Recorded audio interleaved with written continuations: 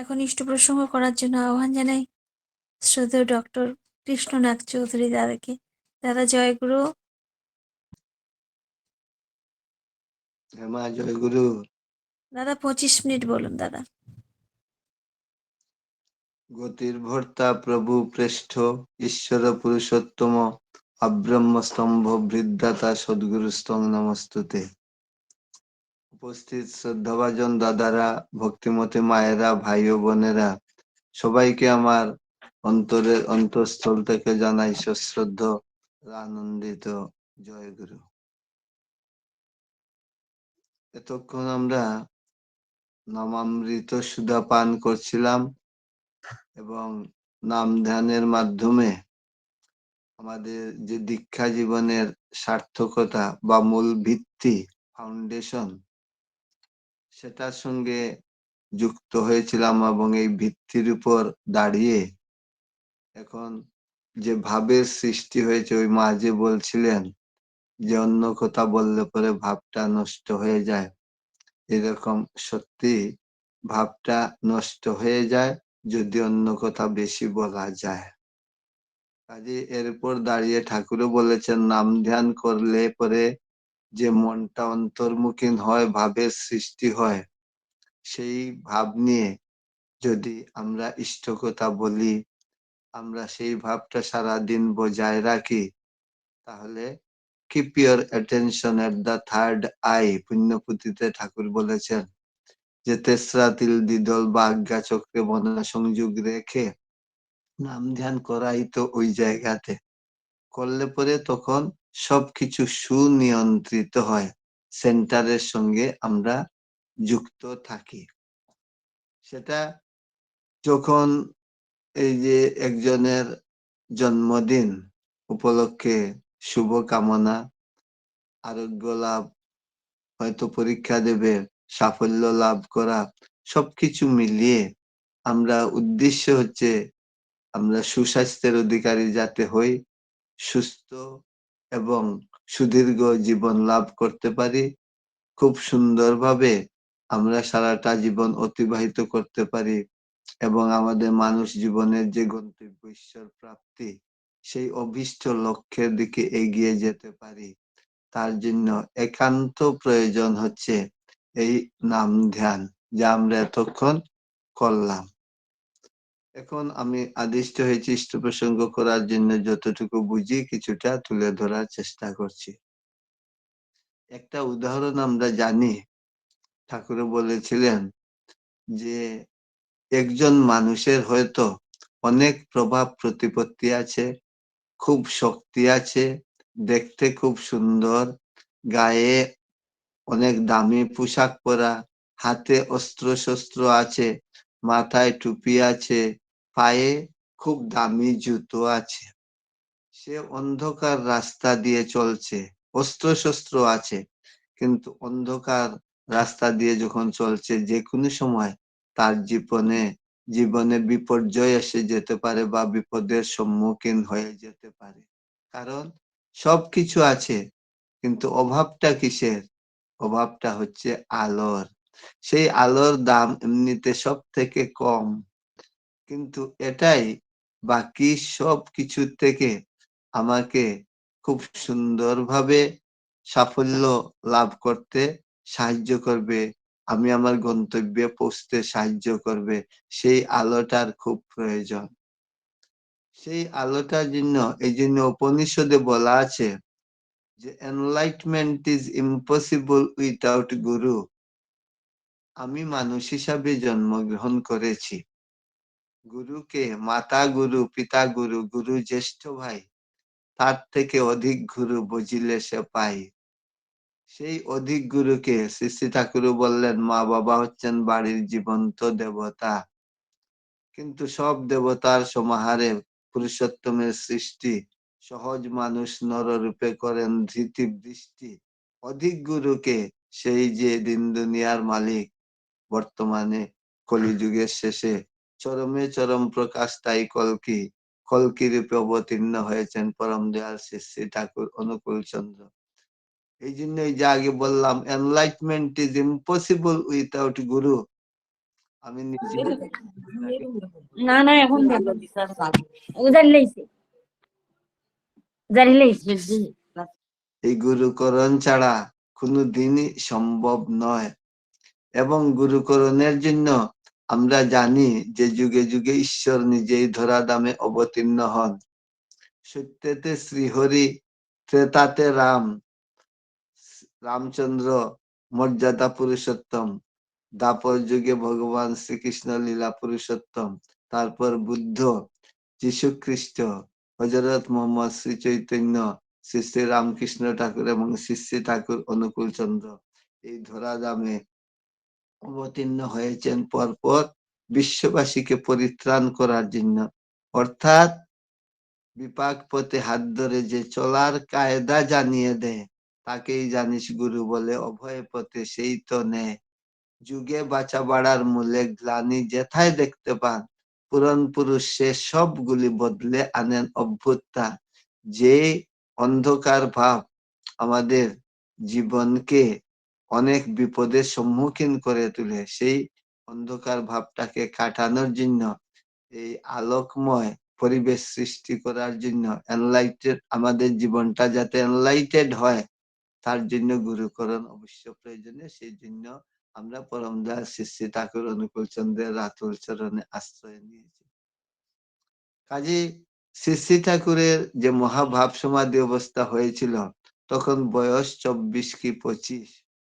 সেই সময় যে ডাক্তাররা ফুসফুস হৃৎপিণ্ডের ক্রিয়া বন্ধ দেখে মৃত বলে ঘোষণা করেছিল, সেই সময়ে যখন শ্রী শ্রী ঠাকুরের শ্রীমুখ নিঃসৃত বাণীগুলো বেরিয়েছিল বিভিন্ন ভাষায়, বাংলা ভাষার গুলো কয়েকদিন পরে সঙ্গে যে বক্তরা ছিলেন ওনারা বুঝতে পেরে যে সেটা বাণী কোনো মৃগী রোগ নয়, কোনো ভেলকি নয়, জ্বলন্ত অঙ্গার পর্যন্ত শ্রী শ্রী ঠাকুরের গায়ে ঠেসে ধরেছিলেন পরীক্ষা করার জন্য। যখন দেখলেন যা কোনো কিছুতেই ওনার সাড়া পাওয়া যাচ্ছে না, রেসপন্স করছে না, তখন ডাক্তাররা মৃত বলেও ঘোষণা করেছিল। সেই অবস্থায় শ্রীমুখ নিঃসৃত বাণী বেরিয়েছিল যে, সেখানে শ্রী শ্রী ঠাকুর বলেছিলেন, তোরা যখন ব্রজলীলায় নিত্য রাসে মেতে থাকিস তখন আমি ঘটে ঘটে শ্রীকৃষ্ণ। 72 দিনের বাণী পুণ্যপুঁথি নামক গ্রন্থে লিপিবদ্ধ করা হয়েছে এবং সেটাকে আমরা হোলি বুক বলি। বললেন যে ব্রজলীলায় যখন নিত্যরাসে মেতে থাকিস তখন আমি ঘটে ঘটে শ্রীকৃষ্ণ। তোরা যখন নদিয়ার পথে ঘাটে বাটে হরিবল হরিবল বলে ঘুরে বেড়াস তখন আমি শ্রী চৈতন্য রূপে চৈতন্য দান করি। আমি শ্রীরামকৃষ্ণ, আমি সব, আমি সব। এবং হুয়েন আই ওয়াজ জেসাস, বললেন আমি যীশু খ্রিস্ট ছিলাম। যখন আমি যীশু খ্রিস্ট ছিলাম, আমি রাজার ঘরে জন্মগ্রহণ করেছিলাম। ঠাকুর বলেছেন, সব বলা আছে যে বুদ্ধদেব যে রাজার ছেলে ছিলেন, সব বলা, সবকিছু মিলিয়ে দাঁড়ায় কি যে শ্রী শ্রী ঠাকুর অনুকূল চন্দ্র এই যুগে যুগ পুরুষোত্তম, তিনি সত্যতে শ্রীহরি, ত্রেতাতে রাম কৃষ্ণ বুদ্ধ যীশু হযরত মুহাম্মদ শ্রী চৈতন্য শ্রী শ্রী রামকৃষ্ণ ঠাকুর রূপে অবতীর্ণ হয়েছিলেন। তেমনি গীতা, চৈতন্য চরিতামৃত, শ্রী শ্রী রামকৃষ্ণ কথামৃত অনুসারে পরম দয়াল শ্রী শ্রী ঠাকুর অনুকূল চন্দ্র এই ধরাধামে অবতীর্ণ হয়েছেন। দেখা যায় যে এই উপনিষদে বলা আছে যে গুরুকরণ করলাম, করলেই শেষ নয়। There can be no love of God without active service. আমার যদি সক্রিয় সেবা না থাকে তাহলে আমার ভগবানের প্রতি বা কারো প্রতি কোনো ভালোবাসা জন্মায় না। ভালোবাসা যদি না হয় তাহলে আমার কর্মমুখী যে ইচ্ছা শক্তি সেটা প্রেরণা পুষ্ট হয় না, ইন্সপায়ার্ড হয় না। তাই বারবার বলা হয়েছে যে ঠাকুরও যে সূত্রানুসরণে বলছেন, মা নিজের হাতে ছেলে পিলের যত্ন করে বলে তাই ছেলের উপর শ্রদ্ধা আসে না। তাই অত ভালোবাসা, ঠাকুর যেমন বললেন আমি সব ছিলাম, দেখা গেল ওনারা এসছেন যুগে যুগে। তারপর এই ভগবান যীশু খ্রিস্টের আজকে জন্মদিন, আমরা যে যীশু খ্রিস্ট ওনার জন্মদিন সাড়ম্বরে পৃথিবী ব্যাপী পালন করা হচ্ছে। বিভিন্ন দেশে, ইউরোপিয়ান কান্ট্রি, সেই সব জায়গাতে। আমার ছেলে এই 2 দিন আগে সে বেরিয়েছে সুইডেনে পোস্টিং, সেখান থেকে গেল ইটালি, তারপর গ্রিস, সুইজারল্যান্ড হয়ে 7 দিনের বন্ধ দিয়েছে কোম্পানি থেকে, আরো কয়েকদিন ছুটি নিয়ে ঘুরে আসছে। এই ক্রিসমাস ডে উপলক্ষে 7 দিনের বন্ধ দিয়েছে, কতটুকু গুরুত্ব দিয়ে। সেই যীশু খ্রিস্ট বলেছিলেন যে I am the way, I am the truth, I am the light. এই যে আগে বললাম এনলাইটমেন্ট।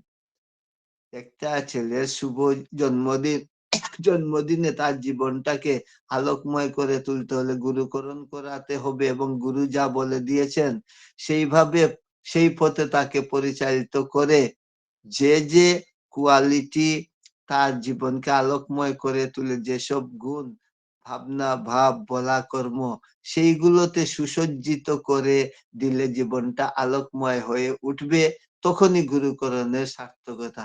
এছাড়া যে শুধু জন্মদিন অনুষ্ঠান কেন্দ্রিক পালনের মাধ্যমে আর একটু প্রার্থনা করার মাধ্যমে আমরা তেমন শুভ ফল লাভ করতে পারি না। আমরা অসুস্থ হই, আমরা যখন অসুবিধার মধ্যে পড়ি, সবকিছুর পিছনে তো কারণ আছে, কারণ ছাড়া কিছু ঘটে না। ঠাকুর বললেন যা মানুষকে কারণমুখী করে দেয় তাই হচ্ছে আধ্যাত্মিকতা। কারণমুখী করলে, যখন করবে, তাহলে আমি জানতে পারবো, বুঝতে পারবো কোন দিক থেকে কি আসতে পারে, কি অসুবিধা, এবং সেই অসুবিধাটাকে, বাধাকে বাধ্য করে, অতিক্রম করে জীবন পথে এগিয়ে যাব। ঠাকুর বললেন যে আমার সৎসঙ্গী হবে তেমন। কাজে সেইভাবে হয়তো জীবনটাকে আলোকময়, যে ঘুরিয়ে ফিরিয়ে, এনলাইটমেন্ট ইজ ইম্পসিবল উইথাউট গুরু। গুরু করলাম, গুরু যাই বলে দেবেন। ঠাকুর বললেন যে মন্ত্র নিলেই শিষ্য বলে না, স্কুলে ভর্তি হলেই তাকে ছাত্র বলে না, হৃদয়টি শিক্ষক বা গুরুর আদেশ পালনের জন্য সর্বদা উন্মুক্ত রাখতে হয়। তিনি যাই বলে দেবেন তাই করতে হবে, বিনা আপত্তিতে, বিনা ওজরে, বরং পরমানন্দে। যীশু খ্রিস্ট যেমন বললেন আমি সম, এবং যে light, none can come to the father but through me, এরকম ইসলামেও বলা হয়েছে পয়গম্বরকে বাদ দিয়ে খোদাকে চেনা যায় না। লিভিং আইডিয়াল হচ্ছেন পয়গম্বর, লিভিং আইডিয়াল হচ্ছেন যে যীশু খ্রিস্ট, লিভিং আইডিয়াল পরম দয়াল শ্রী শ্রী ঠাকুর অনুকূল চন্দ্র। উনাকে বাদ দিয়ে ঈশ্বরকে জানা যায় না, বোঝা যায় না। উনি সব, উনি সব। কাজে এই যে ভূত বা তত্ত্ব বা যে বিজ্ঞান, সেটাকে বাদ দিয়ে আমরা জীবন পথে এগিয়ে যাব, সেটা হতেই পারে না। কাজে জীবনটা আলোকময় হয়ে উঠে কি দিয়ে? যেমন এক্ষুনি আমার মনে পড়ছে যে নেপোলিয়ান আলেকজান্ডার আরো একজনকে আলোচনা পত্রিকায় উঠেছিল। ওনারা চেয়েছিলেন হিটলার বা আরেকজনকে হবে, যে সমস্ত পৃথিবীটাকে নিজেদের কুক্ষিগত করা, সবাইকে পরাস্ত করে নিজে সম্রাট হয়ে যাওয়া, সব দেশের বা রাজ্যের তখনকার সময়ে চেয়েছিলেন, কিন্তু হতে পারেননি।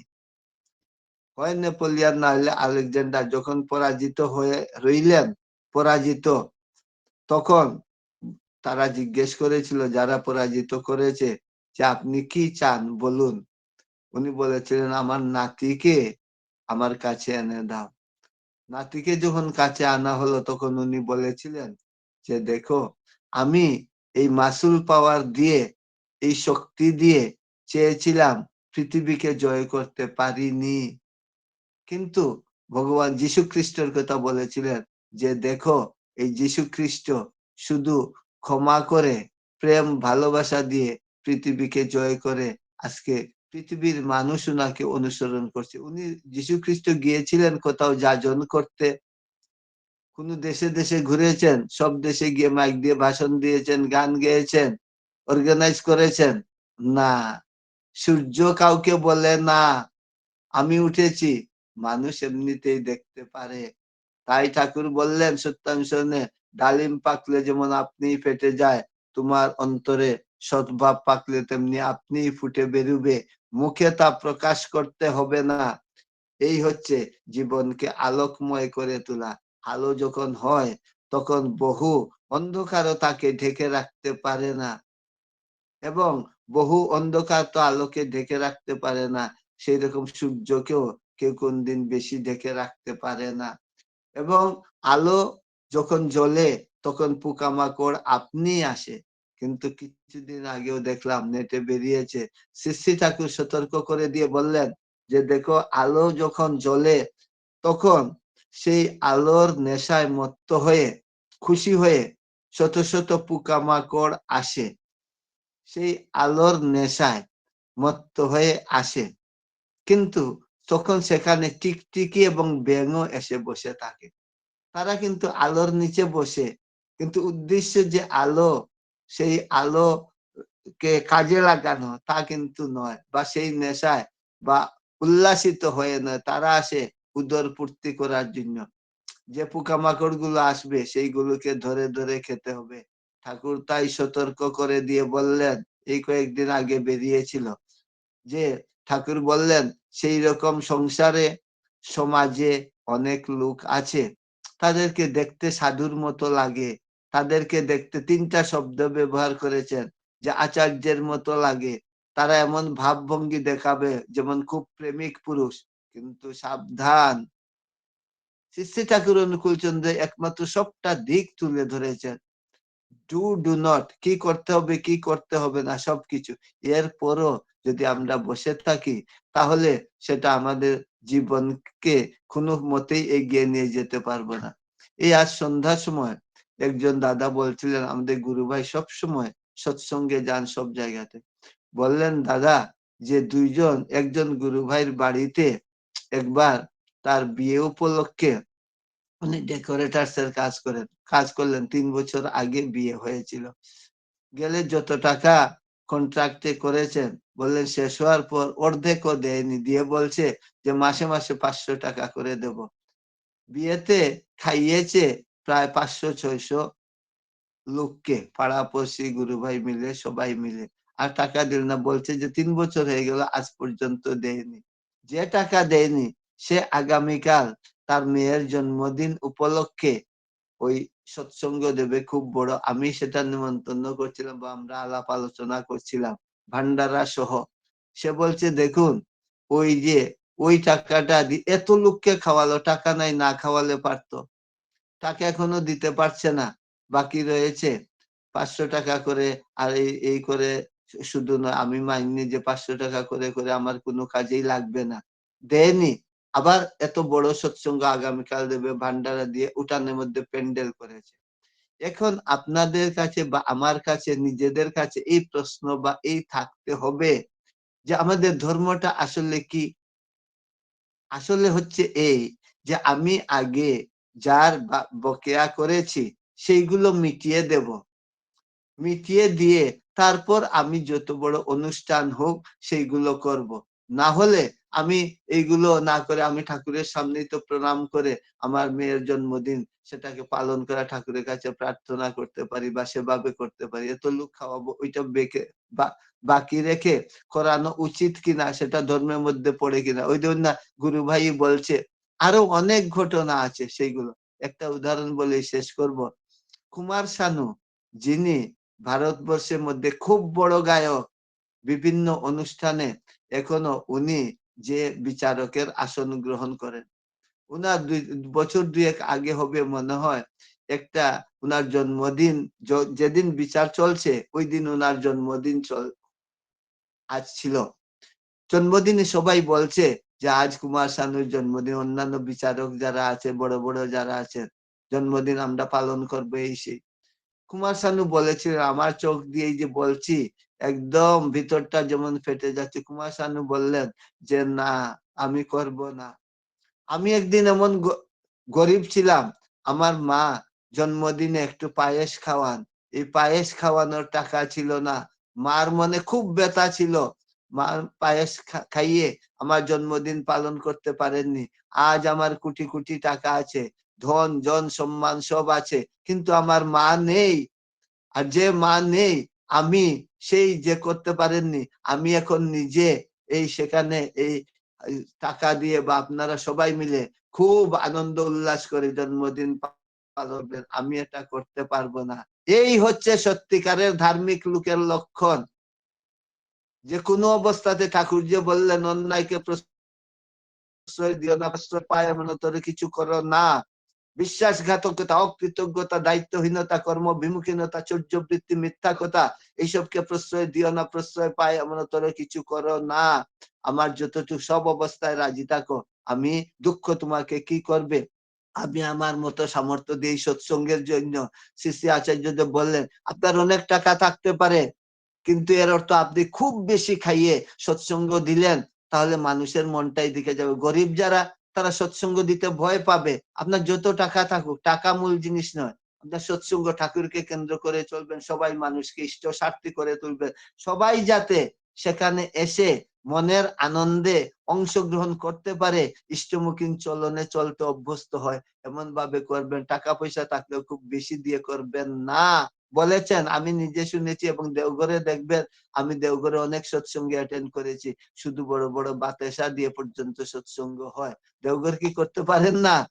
তাহলে এইসব হচ্ছে মূল যে ধর্মীয় অনুশীলন, চর্চা বা সবকিছু আমার চলা বলা আচার আচরণের মধ্যে ফুটে উঠতে হবে।